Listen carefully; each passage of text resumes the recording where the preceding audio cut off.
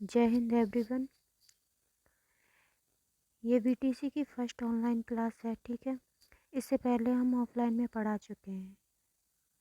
यहाँ से पढ़ेंगे भारतीय इतिहास के स्रोत।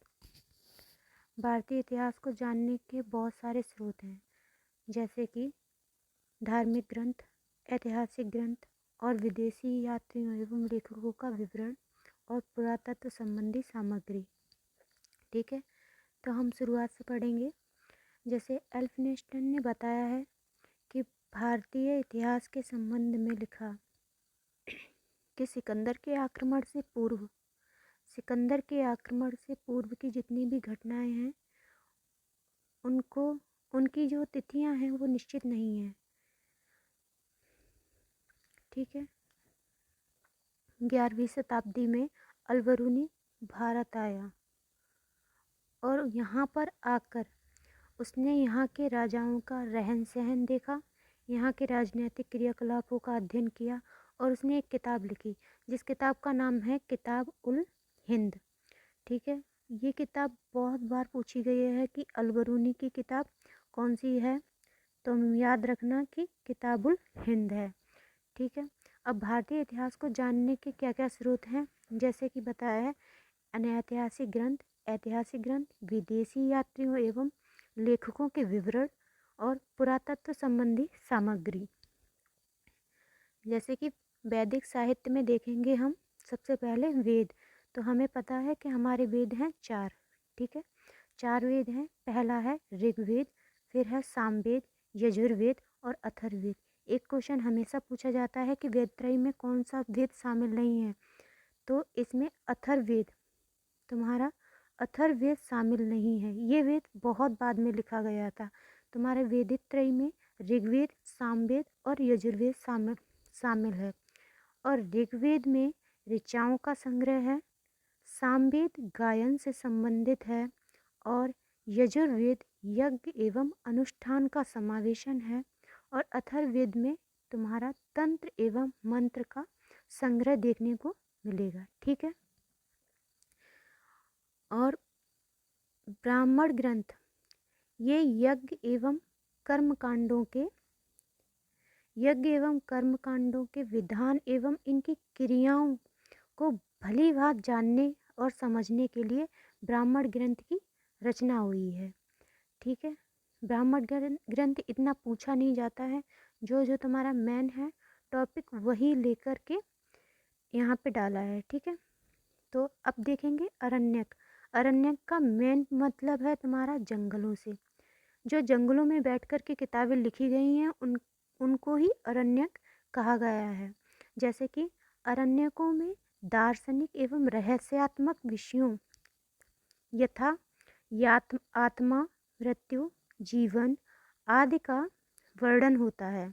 ये ग्रंथ अरण्यों यानी कि जंगलों में निवास करने वाले सन्यासियों के मार्गदर्शन के लिए लिखे गए थे, ठीक है। अब ये क्वेश्चन अगर बनेगा तो यहाँ से बनेगा कि कौन सा अरण्यक कौन से वेद से संबंधित है। जैसे कि ऐत्रेय और सांख्यायन ऋग्वेद से संबंधित है और बृहदारण्यक ये यजुर्वेद से संबंधित है, तवलकार सामवेद से संबंधित है। और ये क्वेश्चन बनेगा कि अथर्ववेद का कोई भी अरण्यक नहीं है। तो ऐसे क्वेश्चन बनेगा कि तुम्हें ये तीनों दे दिए जाएंगे और ये पूछा जाएगा, चारों दिए जाएंगे, ये पूछेंगे कि कौन से वेद का आरण्यक नहीं है, तो तुम्हें टिक करना है अथर्ववेद का आरण्यक नहीं है, ठीक है।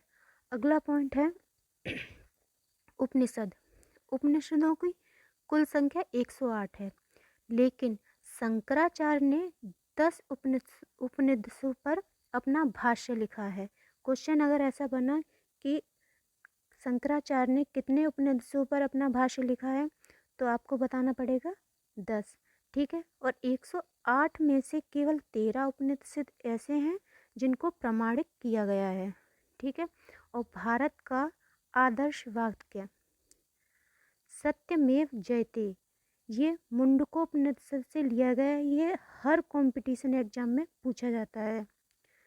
भारत का प्रसिद्ध आदर्श वाक्य, ये लाइन भी याद रखना, जैसे कि बहुत से क्वेश्चन ऐसे आ जाते हैं कि केवल सत्यमेव कहाँ से लिया गया है, तो वो हो जाएगा मुंडकोपनिषद से। लेकिन ये पूछा जाएगा कि भारत का प्रसिद्ध आदर्श वाक्य कौन सा है, तो है सत्यमेव जयते। ठीक है, अब आगे बढ़ेंगे। वेदांग। वेदांग कितने हैं? वेदांग की संख्या है 4, वो 6, ये गलत है। यहाँ वेदांग है, वेदांग, वेदांग 6 जिन्हें हम शास्त्र भी कहते हैं। ठीक है, वेदांग और शास्त्र एक ही हैं, जैसे कि है पहला शिक्षा, कल्प, व्याकरण, निरुक्त, छंद, ज्योतिष। ठीक है, इन 6 को तुमको याद रखना है, क्योंकि इनमें से किसी को भी रख करके ये पूछ लिया जाएगा कि कौन सा वेदांग का अंग नहीं है। वेदांग वेदों का ही अंग होता है, जिसे शास्त्र बोलते हैं। वेद हैं 4 और वेदांग हैं 6। ठीक है, आगे चलेंगे। अब आए सूत साहित्य। सूत साहित्य में पढ़ेंगे। सूत साहित्य केवल 3 हैं। पहला है कल्प, दूसरा गृह और तीसरा है धर्मसूत्र। ठीक है, कल्प सूत्र में देखेंगे वैदिक यज्ञ के नियमों का वर्णन। जैसे वैदिक समाज में जो भी यज्ञ वगैरह होते थे, हवन वगैरह हुआ करते थे, तो उनका नियमों का वर्णन है कि वो कैसे किए जा सकते हैं और कैसे नहीं किया जा सकते हैं। मतलब कि कौन कौन से विधि विधानों के द्वारा इन यज्ञों को किया जा सकता है, तो वो हर हर नियमों का वर्णन वो कल्प सूत्र में वर्णित है। ठीक है, दूसरा है गृह सूत्र। गृह सूत्र से ही समझ में आ रहा है घर, यानी कि गृहस्थ जीवन और संस्कार और कर्मकांड का वर्णन जहाँ मिलता है वो होता है गृह सूत्र। गृह सूत्र में गृहस्थ जीवन से जुड़ा हर पहलू और संस्कार से जुड़ी हर क्रियाकलाप को गृहस्थ सूत्र में देखने को मिलेगा। हमारे संस्कारों की संख्या है 16। ठीक है, क्वेश्चन कभी भी आए याद रखो कि संस्कार कितने हैं, 16 संस्कार हैं। ठीक है, और अगला है धर्म सूत्र। धर्म सूत्र के अंदर सामाजिक एवं राजनैतिक वैधानिक विधियों का वर्णन है। ठीक है, आगे बढ़ेंगे। स्मृतियाँ।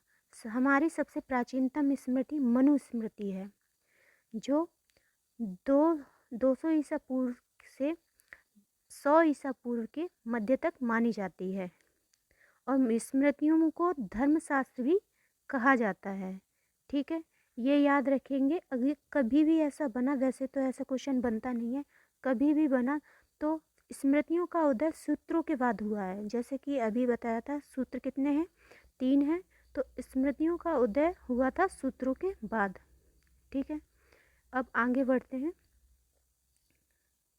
नारद स्मृति, ये मोस्ट है। नारद स्मृति गुप्त वंशों के संदर्भ में जानकारी मिलती है हमें नारद स्मृति से।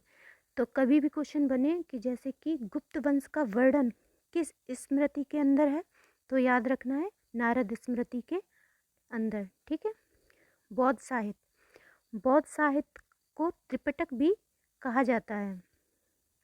बौद्ध साहित्य को त्रिपिटक भी कहा जाता है। ये तीनों त्रिपिटक इम्पोर्टेंट हैं। पहला है सुत्त पिटक, फिर है विनय पिटक, फिर है अभिधम्म पिटक। डेविडस ने पिटक का अर्थ टोकरी बताया है। ठीक है, और जितने भी बौद्ध साहित्य जब चल रहा था, मतलब बौद्ध साहित्य जब अपने चरम सीमा पर था, उस समय पर पाली भाषा वहाँ पे पाली भाषा का प्रयोग किया जाता था। ठीक है, संस्कृत और पाली भाषा। ठीक है, इसको याद रखेंगे। आगे है जैन साहित्य। जैन साहित्य में हमें याद रखना है हमेशा कि जैन साहित्य को क्या बोला जाता है, तो जैन साहित्य को आगम कहा जाता है। ये बहुत मोस्ट है। ठीक है, और जो प्राकृत भाषा में लिखा गया है। पाली याद रखेंगे, पाली को याद रखेंगे कि बौद्ध साहित्य में है, और जैन को याद रखेंगे कि प्राकृत भाषा, जैन साहित्य में प्राकृत भाषा का प्रयोग किया गया है। ठीक है, और इनकी संख्या 12 बताई गई है। ठीक है, ये था तुम्हारा जितना भी वैदिक साहित्य था जो ग्रंथों से जुड़ा हुआ था। ठीक है। वैदिक युग की जितनी भी जो साहित्य जिससे हमें पता चलता है कि हमारे भारत का इतिहास क्या रहा था, इसी साहित्य से पता चलेगा। ठीक है। अगला टॉपिक अगले टॉपिक के साथ फिर मिलेंगे। Thank you. बाय।